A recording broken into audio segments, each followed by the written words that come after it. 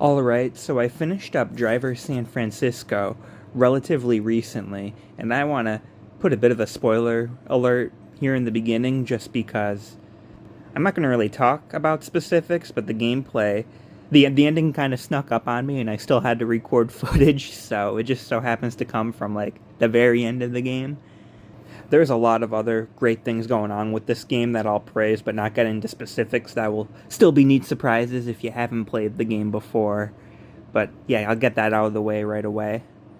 This game honestly blew me away, well beyond expectations. I actually got this game years ago. I remember I was on a bit of a racing game kick, and I had some games recommended to me from friends, family, and online, and this was one of them. I got like a handful of games, and I only played through one or two of them. The rest of them I played a little bit and put on the side, and I'm just sort of getting around to them more recently. Like, I remember last year I played Test Drive Unlimited 2. I obviously just played Driver. I still haven't played Midnight Club LA, so I'll probably talk about that when I eventually get to it. But going into this game, I mean, it has a great concept for those who don't know about it.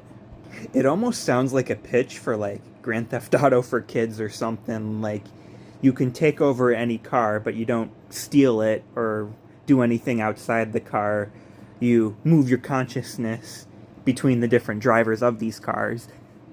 And you think, there's some cool things that they can maybe do with that little bit of a different twist on that formula. But then I see the Ubisoft logo, and my hopes weren't very high, honestly.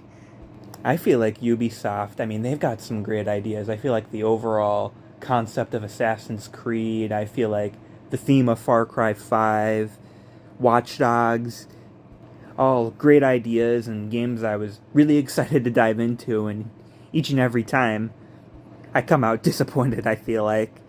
I remember Splinter Cell Conviction was another one I remember some friends talking about that they really liked. I don't know what it is, but just, I don't know, the flow, the gameplay, they just don't wind up impressing me. Now, granted, in some instances, like the Assassin's Creed I particularly played was 3, so it wasn't like the cream of the crop at the time was the Ezio games, or like I said Far Cry 5, not 3 or 4. I played a little bit of 3 though. But it's like, I don't know, I feel like the issues that I sort of had that I would want, that I feel like would make a better experience, are just not things that would be fixed in earlier entries. I'm probably speaking completely out of my ass, because like I said, I just haven't really given those other games a proper chance, but I don't know. The only Ubisoft games until this point that sort of went above expectations were the Rayman, the Legends and Origins, which I didn't have high expectations for to begin with because I'm not the biggest 2D platformer guy, but those were pretty good. But this one, I thought it was going to be same song and dance, or whatever that saying is. They may not, go as far with the ideas I think they should, and the overall game would just play meh.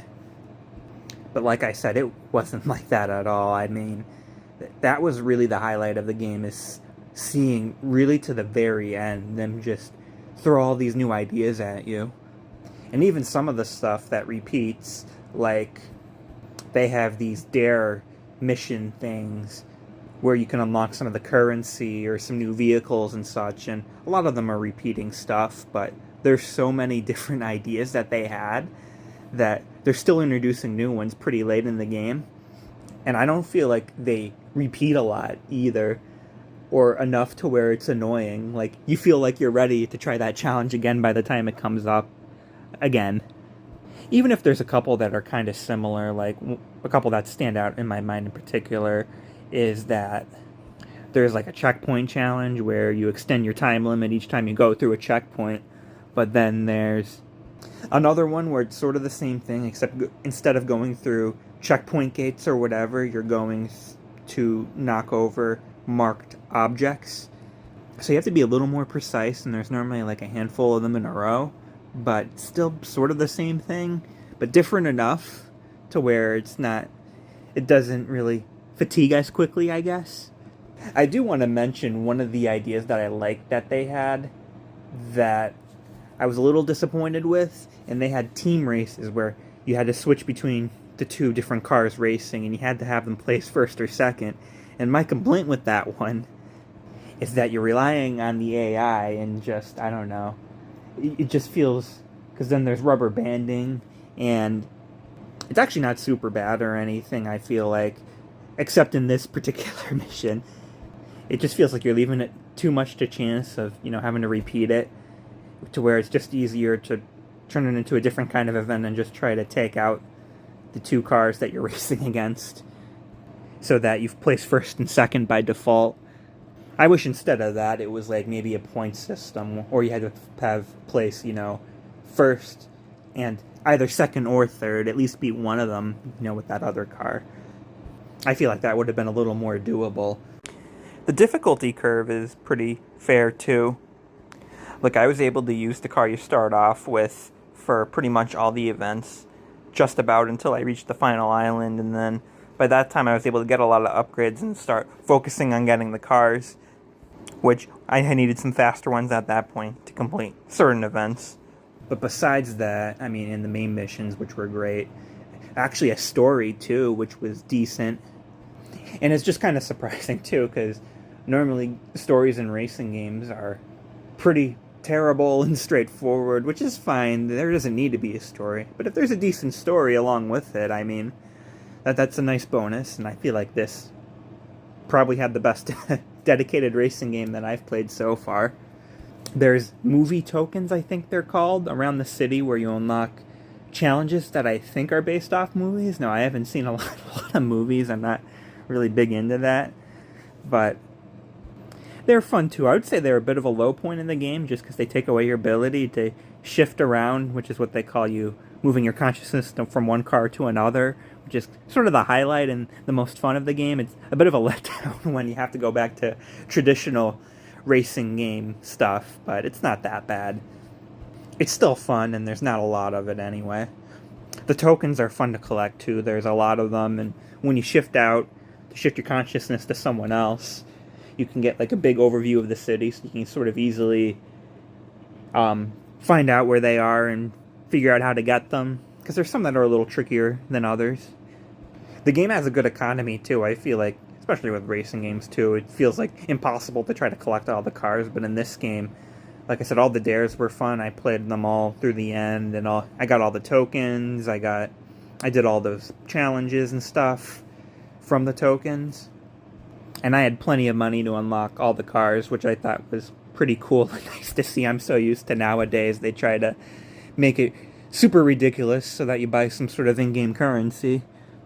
I feel like they do a great job with the atmosphere of the game as well. Like, I've never been to San Francisco, but I feel like the soundtrack and the environment's pretty unique, and it all fits together very well. Same thing with the movie challenges too, and some of the cutscenes as well. And then there's also entertaining dialogue when you switch to a new consciousness, and then the main character's there trying to sort of bullshit his way into whatever scenario you find yourself in with the passenger, which is pretty entertaining. There's some good one-liners, I guess. Hell, I remember one of the dares even had like a storyline to it, which was kind of entertaining too, each time you did the one specific event. I was playing on the Series X, and it even had HDR support, which, to be honest, I didn't even really know what it was. I had to Google it. So, looked pretty good too, but obviously it may have had a little help compared to other games around the same age, at least from my experience. So hopefully it holds up if you're playing on older hardware. The thing that's really a shame, though, is that it's delisted. I think I got my copy before it was delisted, and it was a physical copy. It wasn't super expensive or anything. But damn, that just really sucks, especially if you're just sort of learning about the game now and really want to play it, and you don't know how the third-party market might jack up the price. I really hope that's something fixed eventually. Maybe during some sort of anniversary they can sort of push it again, obtain or fix what you can with the licenses that expired, which is the sort of assumption here, which kind of makes sense, especially for a racing game and all the car brands and music in them. But I don't know. I don't get it. To me, it's free advertising. It's a good variety of cars, too. You can obtain any of the ones you see around the city for your garage as well. There's a few notable, like, missing brands, because there's no Porsche, because I think they had an exclusive deal with EA, and there was something weird with Ferrari, I think, at the time, too, but there's still some pretty nice cars to collect.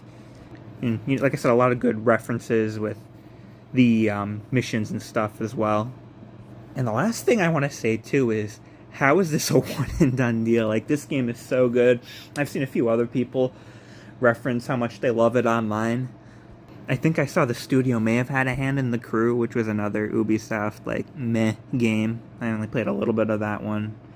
I think tried to play this. I think I played the second one through, actually. Because I thought driving a Formula 1 car through a city sounded fun with all the traffic and that, but that was also a letdown in my opinion.